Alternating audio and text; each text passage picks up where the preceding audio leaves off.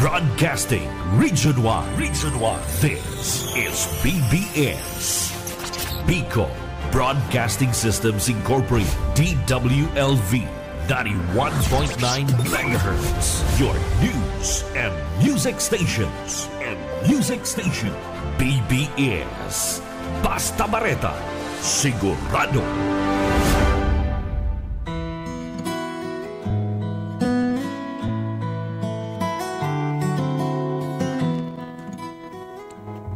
Magandang umaga po, Bicolandia. Magandang umaga po dito sa probinsya ng ating Camarines Sur. At magandang umaga po dito sa lungsod ng Naga. Ako po ang inyong lingkod, Pastor Luis Bulaños, sa ngalan po ng Alliance of Ministries of Metro Naga Incorporated. Ito po ang programa ng biyaya sa pagkaaga dito po sa BBS DWLV 91.9 FM. Sa loob po ng 30 minuto at tayo po ay sama-samang mag-aaral, magbabasa, makikinig. At sa technical side, atin din pong makakasama si Sir Stephen Fabis. Magandang umaga po sa inyong lahat, mga kaibigan, mga kapatid, lalo na po sa mga masusugid na sumusubaybay bawat umaga, bawat araw, dito po sa segment po ng biyaya sa pagkaaga. Pagpalain po kayo ng Panginoon Diyos sa mga intentionally ay talagang gumigising ng maaga at may nakapagkwento pa nga sa akin, hindi na daw nila iniiba yung pitan baga sa radyo. Talagang nakapokus na raw po ito sa DWLV. At hindi na talaga ginagalaw. At pagka umaga na po sinasaksak na lang nila at tutunog na lang, wala nang pihitan. O ganun po ang pagkakakwento sa akin. Maraming salamat po sa inyo. Ang Diyos na lamang po ang bahalang magpala sa inyo. Ano po, sa mga nakikinig sa radyo, yung iba naman, pagka talagang mahina ang signal, sa radyo na lang nakikinig. At pagka okay ng signal, nire-replay nila. Okay po. Sige, tuloy-tuloy na po tayo dahil sa kaiksian ho ng ating oras. Samantalang kayo, siguro habang kayo ay nagkakape, nakaupo, at nakikinig dito, ang Diyos po, ang banal na Espiritu, ang mangusap po sa inyo. Ang ating pong pag-aaralan ngayong umaga ay manggagaling po sa Lumang Tipan, mula po rito sa Aklat ng Mga Awit, Kabanatang 1. Ang talata po ay 1 hanggang 3. Ganito po ang nasusulat sa Filipino version. Mapalad ang taong hindi nakikinig sa payo ng masama at hindi sumusunod sa masama nilang halimbawa. Hindi siya nakikisama sa mga kumukutya at gawaing masama. Sa halip, kasiyahan niyang sumunod sa kautusan ng Diyos. Binubulay niya ito sa araw at gabi. Katulad niya ay punong kahoy sa tabi ng isang batisan. Laging sariwa ang dahon, namumunga sa takdang panahon. Anuman ang kanyang gawin, siya'y nagtatagumpay. So, ngayong umaga, purihin ang Diyos sa pagkakabasa ng kanyang banal na salita at ito po ang sama-sama nating pag-aaralan ngayong umaga at nawa ay ito po ay makatulong sa atin upang magabayan tayo sa pagkakaroon natin ng mas lalo pang malapit na kaugnayan sa Panginoong Diyos. Dito po sa ating kababasa lamang, kung kayo po ay may katabing Biblia at kayo ay nakibasa, abang binabasa ko ito ay binabasa nyo rin, Ano? Mayroon po tayong mapapansin. Kung mapapansin ho ninyo, itong talatang 1 hanggang 3, ito po ay nagdi-describe ng godly living. Samantalang mapapansin natin na sa madaling salita, ito po ay the description of the godly. Ano? Dinidescribe ng 3 verses na ito kung ano ang pagkakakilanlan ng isang tao na makadiyos. Ano? Bibigyan ko ng din isang taong makadiyos, hindi po religious, kundi godly. Ano? Dinidescribe ng 3 talatang ito ang pagkakakilanlan kung paano masasabi na ang isang tao ay makadiyos ba o hindi. Ano po? Kaya nga, itong ating sama-samang pag-aaralan ngayong umaga ay mas magandang sabihin ko at pamagatang the description of a godly person. Ano po? At dito pa lang sa talatang 1, dito sa talatang 1, mapapansin natin na may mapapansin tayong parang yung bang ano ang epekto ng kasalanan sa buhay ng tao? May mapapansin tayo diyan na deterioration. Ano, tingnan niyo, pansinin niyo mabuti kung may Biblia kayo at nakikiisa kayo sa ating pag-aaral. Mapapansin natin, una, sabi po diyan, blessed is the man that walketh not in the counsel of the ungodly, nor standeth in the way of sinners, nor seated in the seat of scornful. May 3 po tayo mapapansin dyan na dulot ng pagkakasala, no? O bago magkasala ang tao. Titigan yung mabuti. Una, hindi po ang isang tao palang makadiyos, hindi siya lumalakad sa gawaing masama. Yan, mayroong tinatawag na separation. Yan ang unang pagkakakilanlan ng isang taong makadiyos.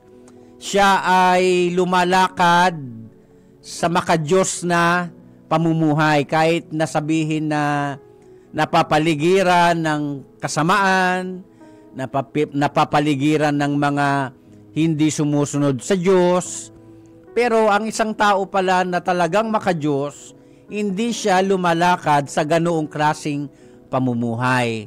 So yun po pala ang pagkakakilanlan para masabi na ako at ikaw ay totoong makadiyos. Hindi po lumalakad sa hindi makadiyos na pamumuhay. Ano? Sa kabaligtaran, ang nilalakaran ng taong may takot sa Diyos ay yung klase ng pamumuhay na nagpapakita nga po na may takot sa Diyos. Pangalawa, ang sabi rito, nor standeth in the way of sinners. Pangalawa, hindi siya tumatayo doon sa kinatatayuan ng mga makasalanan. Meaning, yung mga gawain at mga prinsipyo, paniniwala na tinatayuan ng mga hindi makadiyos, hindi ganoon ang stand ng taong makadiyos. Iba ang prinsipyo, iba ang paniniwala ng taong makadiyos sa hindi makadiyos. Kasi alam niyo po, ang mga hindi makadiyos, kahit masama ang ginagawa, pinaninindigan nila yon. Yun talagang tinatayuan nila. Walang sino man pwedeng kumontra sa kanilang paniniwala. Walang sino man pwedeng mangialam sa kanilang ginagawa. Kasi nga, yun ang stand nila sa buhay. Yun ang pinanghahawakan nila. Yun ang niyayakap nilang mentalidad. Yung hindi ayon sa kalooban ng Diyos. Samantalang, pagka ang isang tao pala ay may takot sa Diyos, hindi siya tumatayo sa ganoong paniniwala. Yan ang pangalawa nating makikita. Pangatlo, ang sabi dito, nor seated in the seat of the scornful. May 3 bagay tayo makikita. Una, may deterioration na nangyayari. bago pa pala magkasala ang isang tao, may tatlong proseso na kapag hindi natin ito na overcome, hindi natin napagtagumpayan, hindi natin napaglabanan, talagang mahuhulog ang tao sa isang buhay na hindi makadiyos. Una, uulitin ko hindi po namumuhay, hindi lumalakad sa gawaing hindi makadiyos. Pangalawa, hindi siya tumatayo doon sa kinatatayuan ng mga hindi makadiyos. Pangatlo, hindi siya nakikiupo. Sa madaling sabi, hindi siya nakikisama.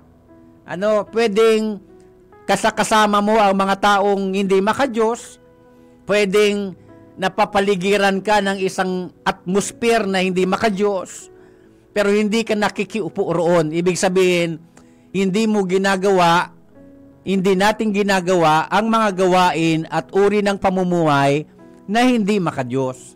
So yan po ang mapapansin po natin dito sa Awit Kabanatang 1 mula talatang 1 hanggang talatang 3. Ito ay dinidescribe nito ang godly person. At may tatlo tayong mapapansin na bago pala mahulog sa kasalanan ng isang tao, kailangan magdesisyon ng isang tao na wag talaga siyang lalakad sa pamumuhay na hindi makadiyos. Magandang umaga po kay Pastora Marilo Loses Martilino. So, yan ang una. Pangalawa, wag tayong tatayo doon sa kinatatayuan ng mga taong walang takot sa Diyos. Meaning, yung mga pangangatwiran nilang hindi makadiyos, wag natin yun paniniwalaan. Wag natin yung yayakapin at wag tayong sasama roon. Yan ang ibig sabihin. Pangatlo, hindi nakikisangkot, hindi nakikiupo sa kinauupuan ng mga taong hindi makadiyos. Yan ang pagkakaiba ng mga taong may takot sa Diyos at sa mga taong walang takot sa Diyos. Kaya ang una po nating mapapansin dito, mga minamahal kong mga tagapakinig, kasi ang pinag-aaralan natin, the description of the godly. Ang pagkakakilanlan, paano ipinapakilala, paano masasabi na ang tao ay may takot sa Diyos. Una, mayroong tinatawag na separation. Yung buhay ng taong may takot sa Diyos, hiwalay sa taong walang takot sa Diyos. Pangalawa, yung tinatawag nating strength, yung kalakasan. Ano ba ang nagbibigay ng lakas sa taong may takot sa Diyos? Kung babalikan natin ang ating binasa, sabi dito, sa halip, kasiyahan niyang sumunod sa kautusan ng Diyos. Binubulay niya ito sa araw at gabi. So, ibig sabihin, ang source ng kalakasan ng isang taong may takot sa Diyos nanggagaling sa aral, mga salita ng Diyos. Kaya, may kakayahan ng isang tao na kahit kasama niya ang mga taong walang takot sa Diyos, nagagawa niya na wag itong gawin. Ibig sabihin, nakikisama pero hindi nakikisama. Parang si Jesus, di ba? Kasama niya ang mga makasalanan, pero kahit kailan hindi siya nagkasala at wala siyang kasalanan. Meaning, pwede pala tayo makisama sa mga makasalanan, sa mga taong walang takot sa Diyos, pero hindi natin gagawin ang kanilang mga ginagawang nagpapakita na sila ay walang takot sa Diyos.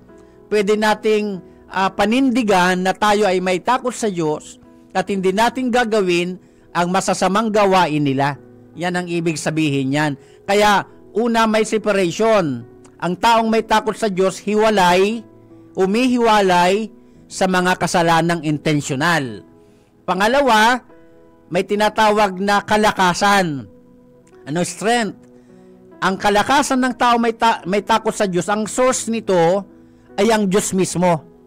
Sa pamamagitan ng pagbabasa natin ng mga aral ng Diyos, kapag natutokso tayo na gawin ang isang kasalanan, mangingibabaw yung takot natin sa Diyos. Yan ang ibig sabihin doon. Pangatlo, yung tinatawag nating stability. Ang taong may takot sa Diyos, mapapansin natin na siya ay may katatagan. Sabi ng talatang 3, basahin natin. Katulad niya ay punong kahoy sa tabi ng isang batisan. Laging sariwa ang dahon at namumunga sa takdang panahon. Anuman ang kanyang gawin, siya'y nagtatagumpay. So may tinatawag na stability. Yan ang unang pagkakakilanlan na ang isang tao ay may takot sa Diyos. Uulitin ko, ang pinag-aaralan natin ngayong umaga, the description of the godly.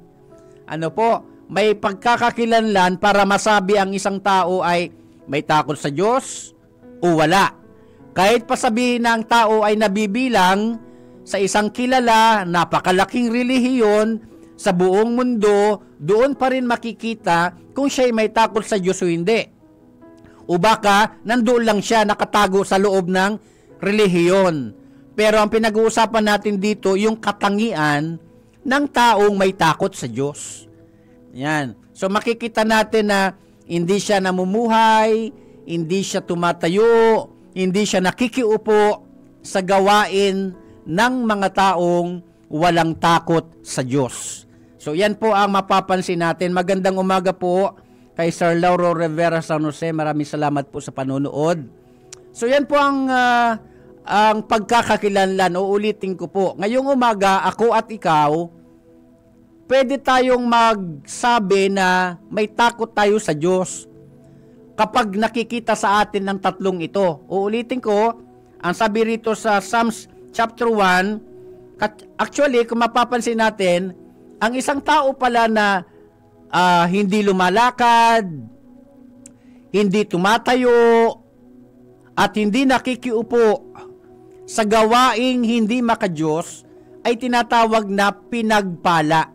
Napansin nyo? Blessed is the man that walketh not in the counsel of the ungodly, nor standeth in the way of sinners, nor sitteth in the seat of the scornful. Blessed is the man.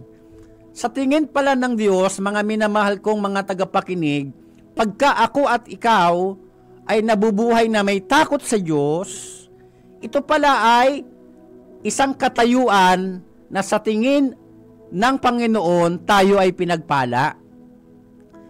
Di ba may standard tayo at may basihan tayo para masabi na tayo ay pinagpala? Sa Diyos pala, iba. Sa Panginoon pala, may tuturing ang isang tao na pinagpala kapag tayo ay lumalayo sa kasalanan, sa kasamaan. Yun palang tingin ng Panginoon. Kaya kahit pasabihin na minsan-minsan ay naaapi tayo ng ibang tao at sinasabi nilang killjoy tayo kasi hindi natin ginagawa ang ginagawa ng marami. Pero sa Panginoon pala, napakalaking bagay yun na kapag lumalayo pala tayo sa kasalanan o sa intentional na paggawa ng kasamaan, pinagpala tayo. Hindi pinag-uusapan dito kung mayaman ka o mahirap, may pinag-aralan o wala. Pagka ang isang tao lumalayo sa kasalanan, pinagpala ka. Mga minamahal ko mga tagapakinig, pagka ikaw pala ay lumalayo sa anumang uri ng kasalanan at kasamaan, pinagpala ka. Yan, tandaan natin yan pinagpala tayo. Pagka tayo ay nag-iisip, namumuhay ng isang buhay at pamumuhay na may takot sa Diyos, tayo ay pinagpala. Pasensya po, may nag-message. Pastor Louie, pwede po ba pakisagot pa? Parang okay lang po. Pastor Louie, pwede po bang pakisagot ang aking tanong na ito? Ano po bang ibig sabihin ng cryonics? C-R-Y-O-N-I-C-S, cryonics. Ano po bang ibig sabihin nito at naniniwala ka po ba dito? mula po kay Sir Dan Rodriguez. Patapos na po tayo. Pwede po. Sige po. Sagutin ko pong yung tanong. Ang tanong po ni Sir Dan Rodriguez ay ano daw ang ibig sabihin ng cryonics. Hindi ko po alam sa mga mahal nating tagapakinig kung familiar po kayo sa word na cryonics. No? Pero sa akin, dahil akong tinatanong, ang cryonics po is the practice of preserving life by pausing the dying process using the sub-freezing temperatures with the intent of restoring good health with medical technology in the future. Yan ang ibig sabihin ng cryonics. Ano po? Kaya kay Sir Dan Rodriguez, nagdirect na po siya sa aking messenger. Yan po ang ibig sabihin ng cryonics. At ang pangalawa niyang tanong, naniniwala ba ako? Alam niyo po, sa ating modernong panahon, hindi na ito imposible. Pero hindi ako naniniwala na ang tao hindi mamamatay. Mamamatay pa rin ang tao. Ipagpalagay natin na matay na ang tao. Tapos yung katawan, pig-preserve. Yan. Yung sinabi ko po kanina na cryonics is the practice of preserving life. Ito ang cryonics. Pinipreserve ang buhay by pausing. By pausing the dying process. Imposible yan, mga minamahal kong mga tagapakinig kung akong tatanungin nyo. By pausing, pinababagal, pinahihinto, pinapahinto saglit. Ano po yung dying process? Halimbawa, mamamatay na ang tao, papahintuin yon. Paano? Gagamit po ng tinatawag na sub-freezing temperatures. Again, sub-freezing temperatures. May hinihinging temperatura na dapat yung katawan ng tao ma-preserve. Kaya ang intention po ng cryonics, Sir Dan Rodriguez, ang intention po ng cryonics para tawag dyan, to restore good health with the medical technology in the future. Sa darating pa namang panahon. Pero nangyayari na sa ating panahon Pero, but again, kung akong tatanungin mo, katulad ng tanong mo nga sa akin, hindi ako naniniwala. Totoong nangyayari ito, pero hindi ako maniniwala. Biblically speaking, ayon sa aral ng Panginoon, hindi ako naniniwala na hindi mamamatay ang tao. Kahit nga si Michael Jackson, may nag-interview kay Michael Jackson kasi may nakita sa kanyang napakamahal at napakagandang kabaong. Tinanong si Michael Jackson ng isang reporter. Sabi niya, bakit ka bumili ng ganito kamahal na kabaong? Sabi ni Michael Jackson, binili ko yan hindi para dyan ako ilibing o ipasok. Binili ko yung kabaong na yan dahil collection ko lang. Kasi kung akong tatanungin mo, I want to live forever. Sabi ni Michael Jackson, gusto niya daw mabuhay ng pangwalang hanggan. Ayaw niyang mamatay. Pero alam naman natin, di ba? Kayo na nagsusuri, alam naman nating namatay si Michael Jackson. So walang nagagawa ang pera, Walang magagawang pera, Sir Dan Rodriguez. Pwedeng i-preserve ang katawan sa napakalamig na temperature. Yan ang ibig sabihin ng cryonics. Pero hindi ibig sabihin na nandiyan pa rin yung kaluluwa ng tao. No way. Kasi subject ang kaluluwa ng tao to judgment according to Hebrews 9:27. It is appointed to man to die once and after that the judgment. It is appointed to man to die. Itinakda sa tao ang mamatay. Kaya hindi ako maniniwala na dyan kung mangyari man yan sa ating panahon, na nandyan pa rin ang kaluluwa. Patay na yung taong yan. Patay na yan. Umalis na yung kaluluwa. So yan ang sagot ko sa iyo, Sir Dan Rodriguez. Magandang umaga po kay Sir Luis R. Sanusi Jr. Magandang umaga din po. Yan ang ibig sabihin sa tanong mo, what is cryonics? At naniniwala ka din ba dito, Pastor Louie? Naniniwala ako, pero hindi ibig sabihin na yung taong yan, nandyan pa rin yung kaluluwa niya. Ano? Pagpalagay natin, ma-preserve yan ng 1,000 taon. Wala namang taong mabubuhay ng 1,000 taon sa ating panahon. O patay na yan. Yung kaluluwa niya, subject to judgment someday. Diba? Yan ang ibig sabihin ng cryonics. Cryonics is the practice of preserving life by pausing the dying process using the sub-freezing temperatures with the intent of restoring good health with medical technology in the future. Yan po ang ibig sabihin ng cryonics, Sir Dan Rodriguez. At salamat po sa inyong tanong.